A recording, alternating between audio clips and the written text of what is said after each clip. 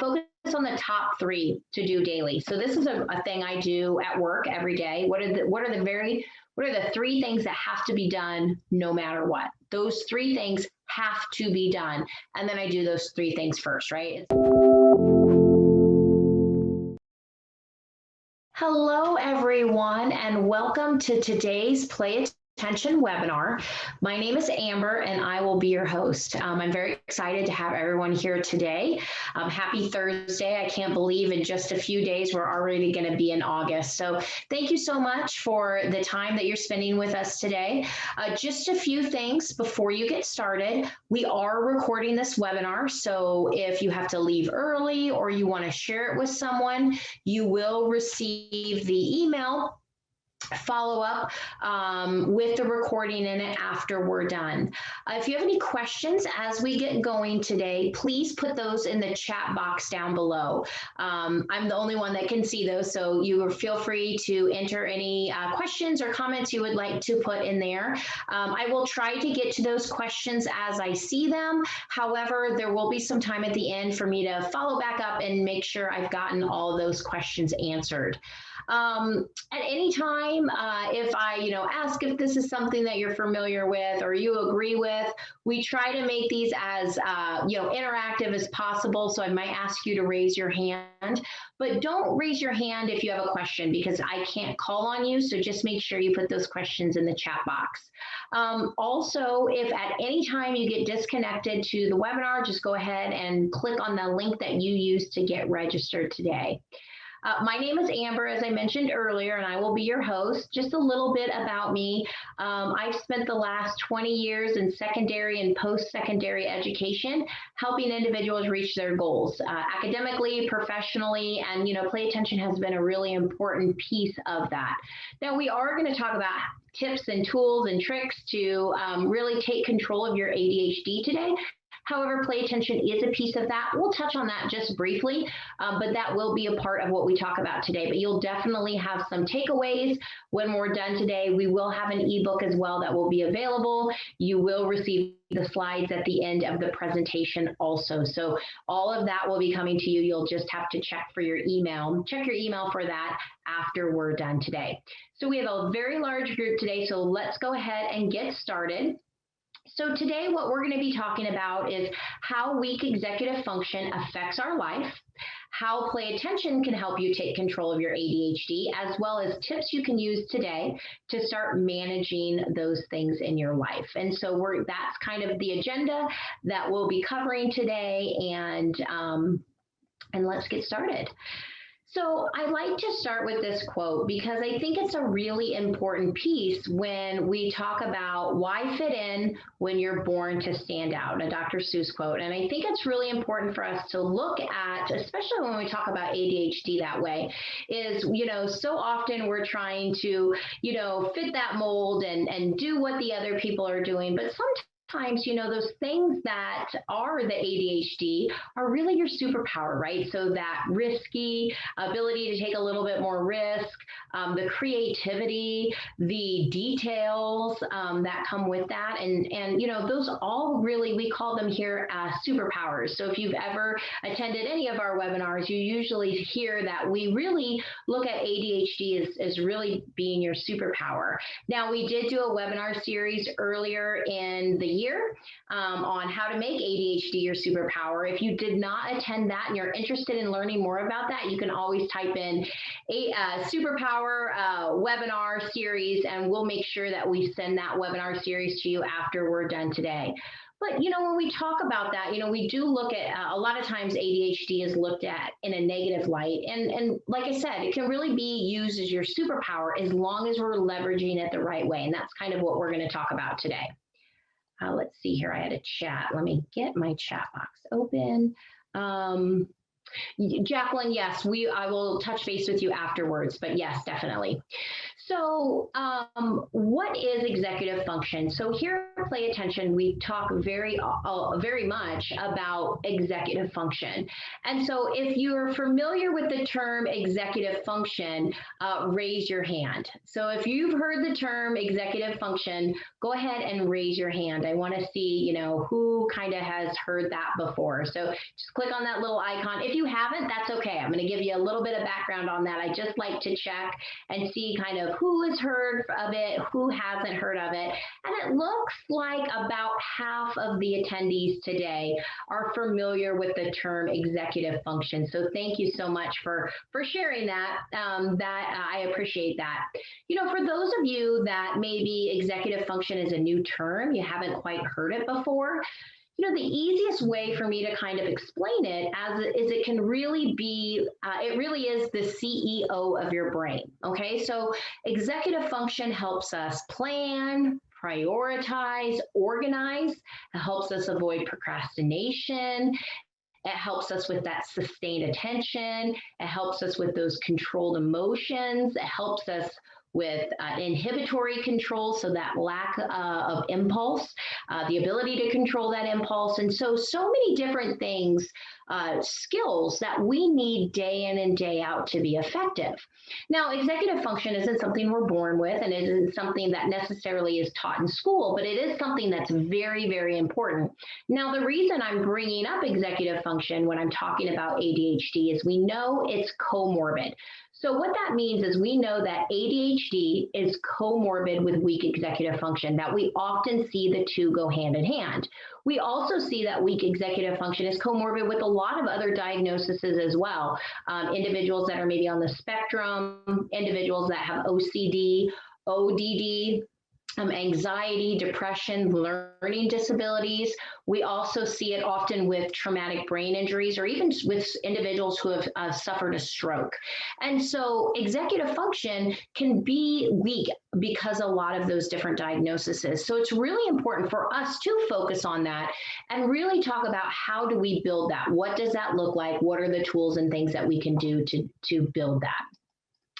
So how does weak executive function affect your life? So what are areas that weak executive function can make it difficult?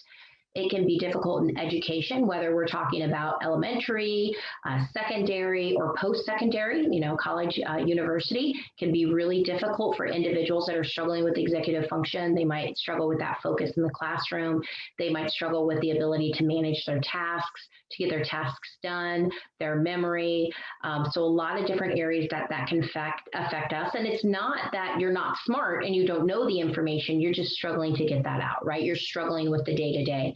As a matter of fact, a lot of individuals, most individuals that we work with are very, very bright. A lot of them are twice exceptional. So they're very high on the IQ chart, but they're struggling with that day-to-day.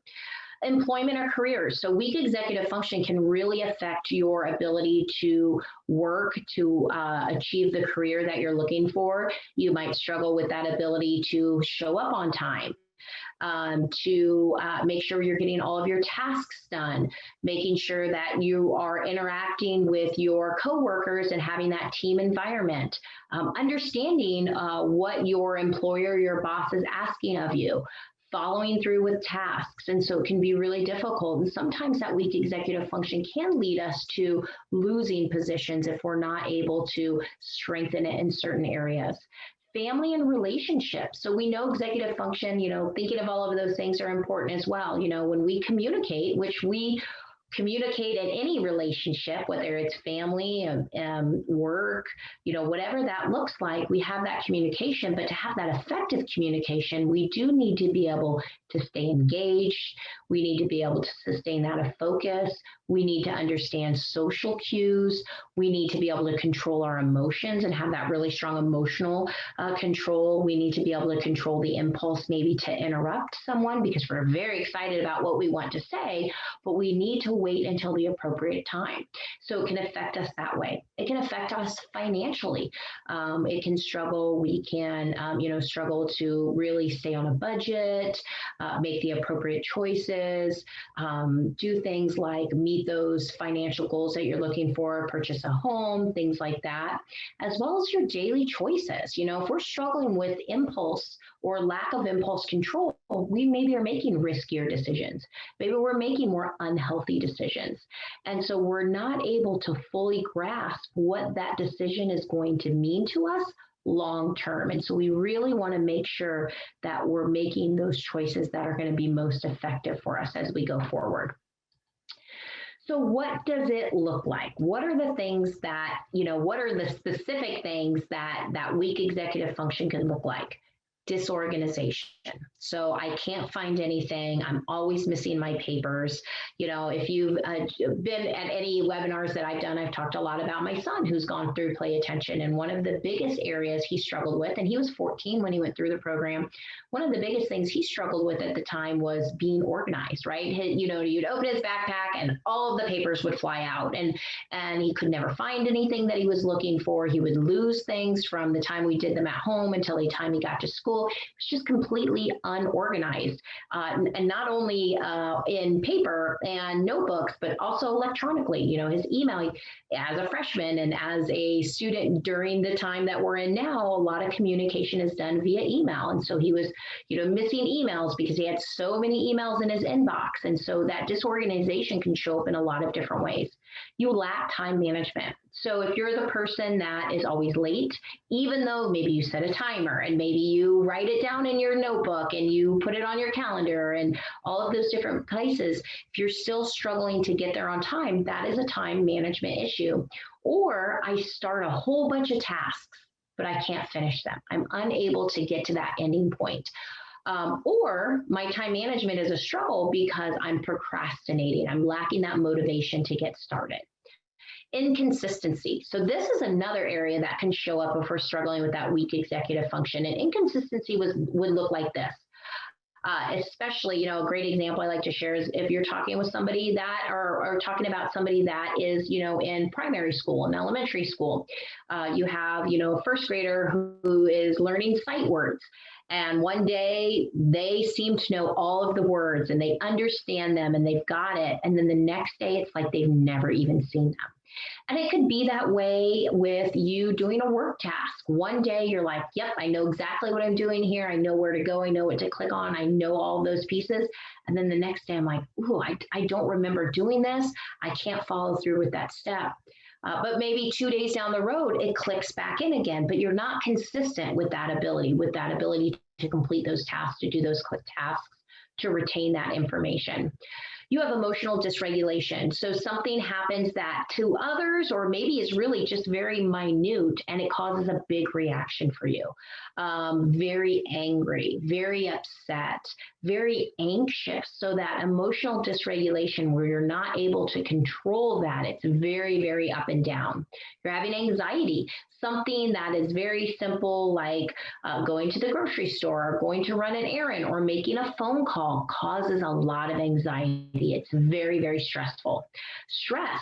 You have a lot of stress in your life. You're missing things and you're losing things, and maybe you have an accident in your car because you're so stressed. You have so much going on that just stress is causing, it to have that kind of ripple effect. And that's kind of weak executive function can show up that way. Boredom. Oh, I've been doing this for a while and now I'm bored, and so I'm going to start this new thing over here, even though I didn't finish this first thing, right? And so boredom often shows up in moving from thing to thing to thing to thing and not ever finishing the other things that I started. Inattention. So inability to stay engaged, to stay focused. Now, we talk about ADHD, and it's really a misnomer that individuals with ADHD have a lack of attention. So actually they have attention, but they're unable to sustain it. And most of the time they're unable to sustain it in tasks or events, or when things are going on around them that are boring, mundane, repetitive. So if there's something in that's going on that they're required to either pay attention to or to follow through with, and it is one of those things, mundane, repetitive, boring for them, or challenging. If they don't know what they need to do, that's often where you see that inattention. They're not able to stay engaged. However, if something is fun for them or highly stimulating or it's exciting, it's very easy for them to pay attention to. And raise your hand if you've experienced this with a partner, with yourself, with a child, with a student, that if you ask them to, repeat a list of things that is kind of just boring or not an interesting topic to them, and they really struggle to do that. They really struggle to stay engaged. But you ask them to give you names of something that are very interesting. And an example I can use is my son. He was struggling to remember all of the homework assignments he needed to do. But if you asked him if he could name a different aquatic life, he could tell you everything that you wanted to know about fish. We could go into the aquarium and he could point out all of these different fish and all of their scientific names, but he couldn't remember what happened in the school day. He couldn't remember what homework. And so if you've experienced that, go ahead and raise your hand if that's something that you've experienced in the past, with, I said, with yourself, with a child, with a partner, with a student, because it's very, very common. And that can be for caretakers, for teachers, even for ourselves, that can be really difficult and really frustrating in a lot of cases, but it's very, very common. Hyper focus. So this is kind of leads into that hyper focus. When it's something that's fun and exciting and interesting, I can pay attention to it for hours. So oftentimes in kids, you'll see it with videos, maybe YouTube videos, maybe TikTok videos, social media, YouTube, maybe video games, or it even can be seen in Legos and things like that, puzzles, because that attention to detail, something that's very exciting, very interesting to them. And so they're able to hyper focus in. But unfortunately, when we get into that hyper focus environment, it's very, very difficult to get them to move to something that they need to do, or for us to move to something. I work with a client that really enjoys genealogy. And as we've been going through Play Attention, she's been able to get stronger and stronger with using a timer, because before she would get on and start learning about her, ancestry, and she would forget to make supper, right? It would be 9 o'clock all of a sudden, and she'd be like, I've been doing this for 5 hours, because she was so passionate about it. She had that hyper focus in, and she wasn't able to transition to something else. So we don't want to lose that. And we're going to talk about that. We don't want to lose that attention to detail and that passion, that excitement, but we want to give you the ability that you can say, I'm doing this for an hour. Now I'm going to leverage onto something else, because it's important, it's necessary. It's not my favorite, but it still needs to be done. And then unfinished tasks. So that can kind of be back up in what I was talking about before. I start a whole bunch of things, but I can never get them done. Or I get things 90% of the done, 90% of the time done, or 90% of the job done, or even 95% of the job, but I don't get to that 100%. I don't get it completely finished. So that's kind of what it will look like. Yes, this webinar is being recorded, and you will receive that shortly after the webinar is over. We'll send that via email. So just watch for that. So what if we take those words that we just talked about? Many of those words, if not all of them, have a negative connotation to them. When we think about it, if somebody says you're disorganized, that's not necessarily seen as a positive, right? You're unmotivated, you're unattentive, you're inattentive. But what if we take those words and we flip them, and we took that negative connotation, and we flipped it to that positive? What would that look like? Well, here's a little bit of what it would look like. So this is what we like to talk about here at Play Attention, where we're shifting our mindset towards empowerment. Because if we focus on the negative all of the time, we're always going to see that negative. But if we start to focus on that positive, we're going to start to see that positive. And so if we talk about you struggle with time management, well, maybe you're passionate and you're detail oriented, right? So I'm very passionate. I really want to learn about it. I want to know everything about it. And I can tell you every detail about it. So that's the good thing about that time management. Yeah, we need to leverage it so that you're able to do other things. However, that is some things that maybe what you're passionate about, and you can tell me everything about, is not something I'm passionate about, but you can tell me all kinds of information. where I'm not going to ever go look that up. And so now I can learn about it and I'm benefiting from it. This is fabulous to do in the workplace, because if you have a person that is very detail oriented in a certain area, they're going to give you all the research you could ever want in something. Or if you have somebody that's very, very detail oriented, they're going to be able to give you a succession plan of their position or other positions. They're going to be so detailed, they're going to give you step by step by step by step. So we can take something that's been viewed as a negative, and now we can flip it and we can use it as a positive. And so I think that's a really important piece when we start talking about time management. Impulsivity. So impulsivity is often seen as a bad word, right? A totally negative, but you're also a risk taker. And in that How to Make ADHD Your Superpower webinar series, we talk about all of the famous CEOs and entrepreneurs and athletes and actors and inventors that were diagnosed with ADHD. But they got where they were because they were risk takers. And I think that's an important thing to remember. Now, yes, we need to leverage it the right way. We don't want people making poor decisions that are going to harm them, their health or their mental well-being or them physically, but we can still leverage that. And just because we build executive function, they're still going to be risk takers, but now they're going to be calculated risk takers. And that's where we see the benefit.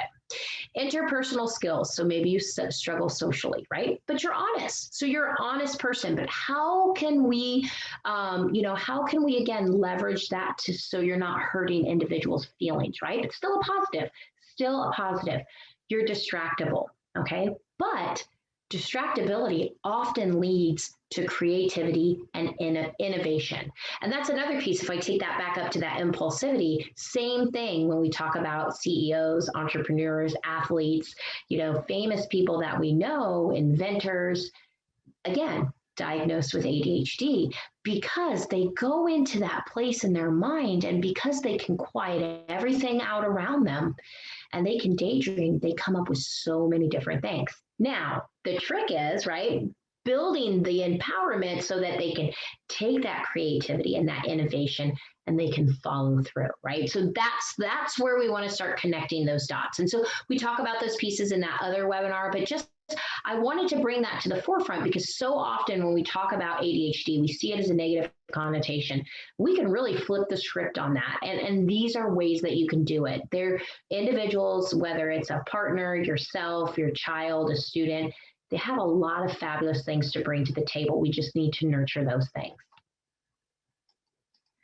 So how can we leverage the positive and harness, right, that potential? How can we do that? So the first thing that I like to talk about is play attention, right? So this is an important piece of the program.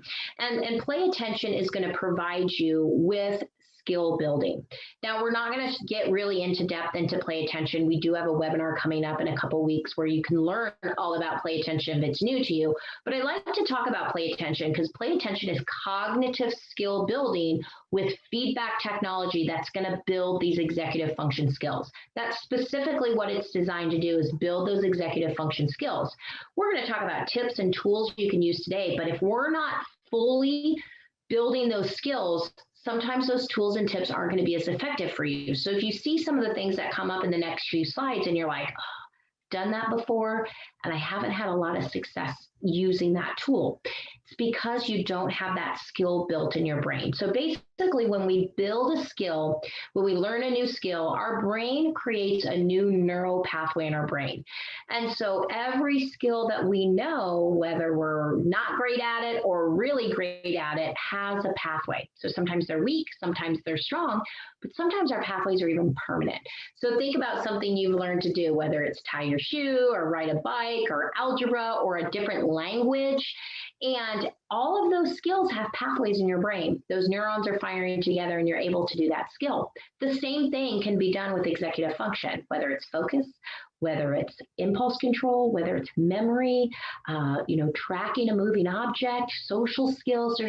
the different areas of executive function can be learned and built the same way. But we need feedback, right? So when we talk about those other things, tying our shoe, riding a bike, all of those different things, we are doing very hands-on activities. And so when we start talking about attention and executive function, it's not as easy to have that hands-on. And that's where our integrated technology comes in, our body wave armband. And it's going to actually pick up brain activity, indicative of attention, and it's going to be used with those cognitive skills. And now you're using your attention to play your games. And now you're getting feedback. So when you're focused and you're remembering and you're doing all of the different executive function skills, your game's doing exactly what you want. But at any time, if you lose that attention because you get bored, because you get distracted, because you start thinking of something else, that game is going to freeze or your character is going to do the opposite. And now you're going to get that immediate feedback as well. And now all of a sudden, when I re-engage, that's when I'm strengthening those pathways. And these pathways can be developed permanently as well, as long as we do the training the right way. So I'm going to give you some opportunities later in the presentation to learn more about play attention if it's new to you. But let's talk a little bit more about what consistent training will do. So, through play attention training is not something that we are all of a sudden able to be more focused overnight, right? It's something, I always say it's like exercise for the brain. We're not going to go into the gym one day and be like, oh, I'm totally in shape, I don't need to do it anymore, right? It's a process and we're getting stronger as we're going. Brain's a muscle. We want to exercise that muscle, and that's what we're doing. So with consistent training, though, we don't have to wait months and months and months to start seeing improvement.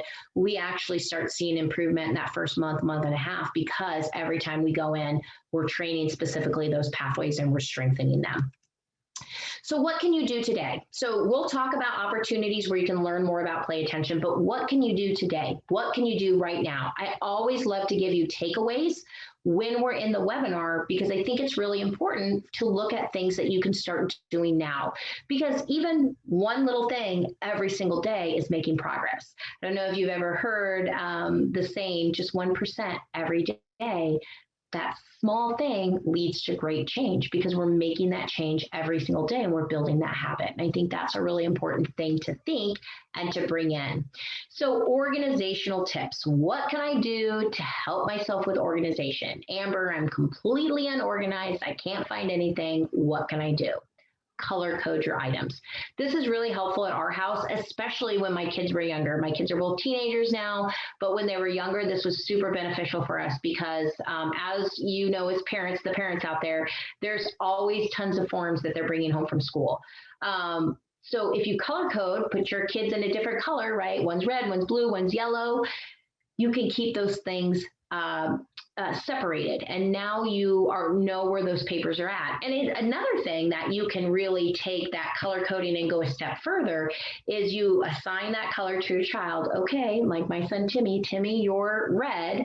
So when you come home from school, your red folder is in this location. You need to take everything out of your backpack and put it in that red folder. That's yours. So not only are you creating organization for your household, you're building that skill within your child as well. So, that's beneficial for parents, but it's also beneficial for anyone really, because even as adults, we have documents, we have papers, we have things that we need to keep, organized. And you don't have to do it paper.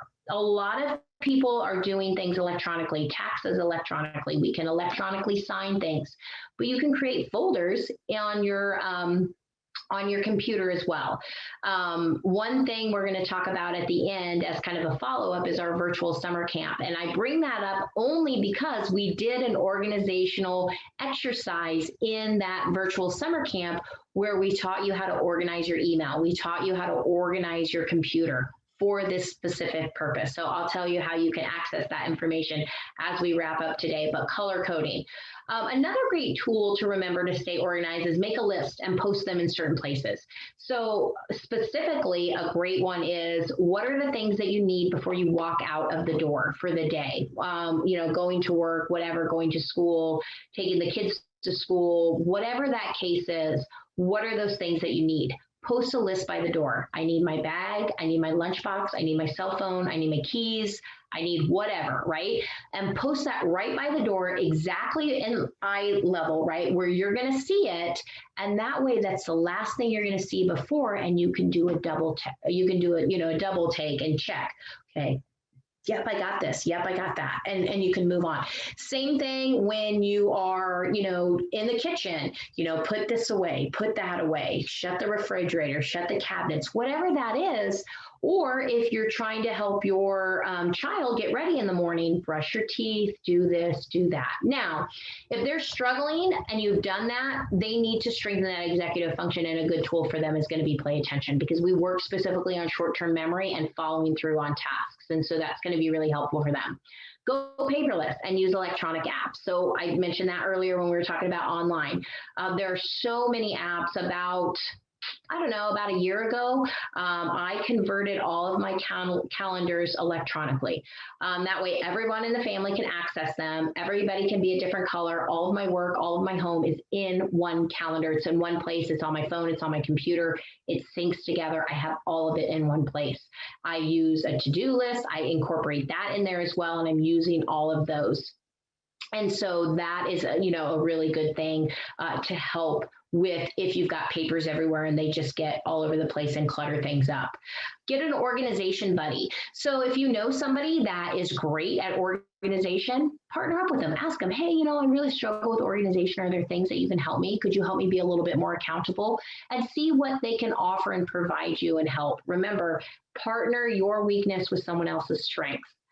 Get rid of excess. I think a really great example of this at our house is now, because a lot of the paper mail I get these days is junk. Maybe twice a week I get something that's important in the mail, right? Most of it is junk. And if you're like me, it can pile up and then it's everywhere, right? And so what I like to do is I get my mail, bring it in the house, and I open it, or I go sort it and go through it over my recycle bin. That way, anything I don't need, boom, it's gone, it's out of there, it's away, I don't need it, and it's not cluttering up. This can go for anything you have. If you've got extra clothes, if you've got extra books, if you've got extra, excess can lead to a lot of clutter, which can lead to disorganization. And we know that disorganization really affects especially people that are struggling with ADHD. And then learn from what doesn't work. So someone mentioned earlier, I know I've tried this about the checklist, and it's there for so long I don't even see them anymore. So number one thing I would say is learn from what doesn't work. So if it did work at one time and now you're struggling with it, you need to obviously change it up and put something somewhere else. If it never worked for you, then it's something that doesn't work and we need to try another thing. Now, if it's worked for you and you struggle to maintain that habit, or you start to become oblivious from it, again, that's something we need to work on in strengthening your short-term memory. Strengthening our short-term memory, again, we've got cognitive exercises that will work on building that. However, things like memory puzzles and Sudoku and things like that will help us with our short-term memory. We even have some exercises in that virtual summer camp as well that help strengthen that. So someone mentioned here, I live alone. I don't have an organization buddy. I'm doing okay, but blow it in all areas at some point. Okay, so you're struggling with that ability to stay consistent, it sounds like. It sounds like you start and then you can't follow through. There's a couple reasons that happens to us. So if any of you have experienced, I'm going to start this new thing, right? I'm going to start it happens a lot on January 1st of whatever new year it is. I am going to get healthy. I'm going to lose weight. I'm going to do this. And we start 15 things at one time. There is no way that after a week, 2 weeks, even 3 weeks, you're going to be able to maintain doing 15 brand new things. You just can't. It's more than your mind and your body can take on. And so if you're struggling to maintain that consistency, you need to look at how many new things am I starting at one time. And I think that's something important in any of these things that I'm talking about today. I'm not telling you to go start all of these things because you won't be successful. That's not how it works. And as adults, especially, this is why many of our goals and our habits don't stick, because we start too much too soon, when really all we need to do is one new thing every single day for a few weeks. Once we build that habit in, then we start with a new thing. So maybe what you need to find is you need to find something that was find something that is your biggest pain, the biggest struggle, right? Whether it's I have papers all over the place, or, I'm never on time, or whatever. Find the one thing that causes you the most struggle and work on that one thing. And only one thing of that one thing. So if it's organization, I'm not telling you to do all of these things for organization. Start with a junk mail. Just bring your mail in every day. That's the only thing that you have to worry about. And it's really hard when we start something new because we get excited and it's fun. And especially if we're struggling with ADHD, we get so excited and we would just want to make all of these changes, but then we burn ourselves out because we do too much too fast. And so that would be what I tell you. Another thing that we see when individuals really are constantly struggling to maintain that, again, they need to build those executive function skills through cognitive training. So just a couple options of kind of that will help you. So I have another question here. How can I, as a spouse of someone with ADHD, help them? It can be super frustrating at times. My husband has inattentive and my son is opposite. It can be overwhelming for me. I agree 100%. I have two, I think kind of similar situations. My husband is on the inattentive side. My son, definitely the opposite. And really with them, play attention was really important for us. It was really helpful. With husbands, it's a little bit harder because they don't always want to, make some of the changes. When we become adults, and it's not a husband thing, and it's not a dad thing, it's not a man thing, but as we become adults, it's a little bit harder to make those changes, right? We put things into place, and when we do that, it helps us, but things are really, really hard. We look sometimes like it's like a duck, right? On the surface, things look okay, but underneath we're just swimming like crazy. And as a spouse of someone or a partner of someone that's struggling with that, a lot of times we're picking up the extra slack, right? And so I think the biggest thing that for our house that really helped with the inattentive piece is we started implementing like a monthly state of the union, if you will, at our house. So we would pick a topic every month and we'd cover some things on there, responsibilities around the house, finances, goals. And what that allowed us to do is we set it up as a certain time. It was the same time every single month. We would do it at the beginning of the month. And it gave us time to sit down and have conversations about things we wanted to do, things I needed help with, without that emotional or that frustration. Because you're right, it can be very frustrating and that can happen. But if we're coming to that, and we're going to talk about that in the communication piece when we're talking about family and relationships, we can come to that as with information, provide some information and come to it as not as emotional. It's really helpful in that kind of going forward. Time management tips. So time management can also be really a struggle, right? Using a timer. Now, again, sometimes this doesn't work. And if this doesn't work, again, building cognitive skills is where you're going to need to help. Now, as you're building cognitive skills, that timers can all of a sudden be very effective for you. And that's really where we say, once we leverage that inattentive or that detail-oriented, actually, if we take that detail-oriented and now they can set a timer, right? So the client I was talking about that loves genealogy. Now she says, okay, I'm going to set my timer for an hour. I am going to do it. When it goes off, I am going to look at the things that I need to do. I'm going to go do one of those tasks. Then I'm going to come back and I'm going to reset my timer, right? So now not only is she spending some time in something she really enjoys and loves, but now she's also getting those things done that are a little bit more mundane, right? A great one, if you have a tendency to be late for appointments, is don't think about the time of your appointment. Think about your appointment starting of how long it takes to get there. So I didn't word that exactly right, but look at it this way. So my appointment's at 2:30. Takes me 30 minutes to get there. So now my appointment's really at 2. So if I think my appointment's at 2, I leave at 2, I'm going to have plenty of time to get there by 2:30. So basically what we need to do is we need to add in that time that it's going to take us to travel, and not just the driving time, but walking through the parking lot, going upstairs, whatever the case may be, we need to add in that time. And you may say, well, I don't know what that time is. How do I do that? And a really great tool would be is to log your day. take a week, take a notebook, and start logging your day. You don't have to make any changes right away, as a matter of fact. If you take a notebook with you and say, okay, I got up at this time, I brushed my teeth at this time, I did this, and it sounds really, sounds overwhelming and a lot, but you're going to find a lot of information in there. You're going to find a lot of details that you're missing of where you're losing time. And where that's what we want to know. We want to know, where are you losing time? And that way we can adjust this instead of saying, oh, this whole thing, I just need to fix everything. That's probably not the case. You probably have some things in place now that are working really well, but now we need to just find those areas that you're struggling with the most.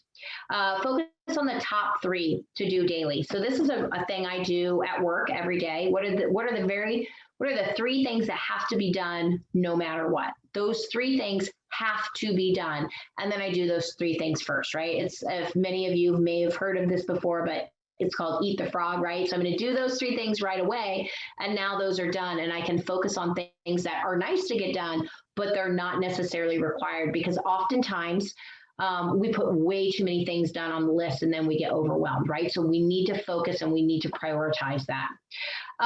This I mentioned earlier, put work, social, and family responsibilities all on one calendar. So I have one gigantic Google Calendar. I share my calendar at work for my colleagues so they can see my appointments during the day.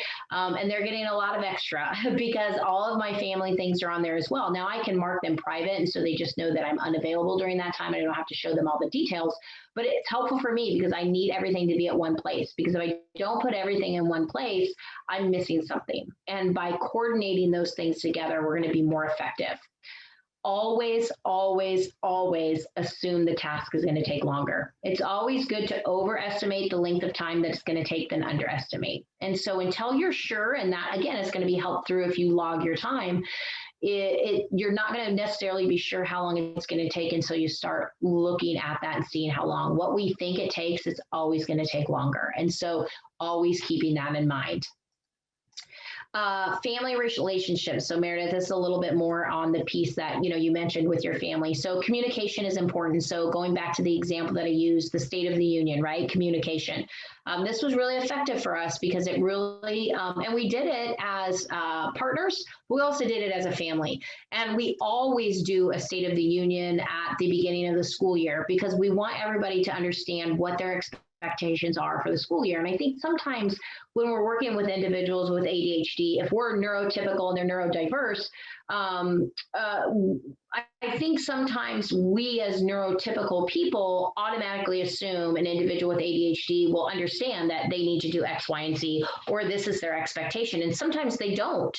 Their brain is operating differently from us. And so I think that's why communication is so vital and talking about expectations and having that. However, communication in the middle of a frustrated moment or an angry moment is not going to be effective, right? We have to determine a time in the future where we can both come to that meeting, or all of us can come to that meeting with ideas that they want to share, information that they want to share, and in a state of a calm, right? So we can have that conversation.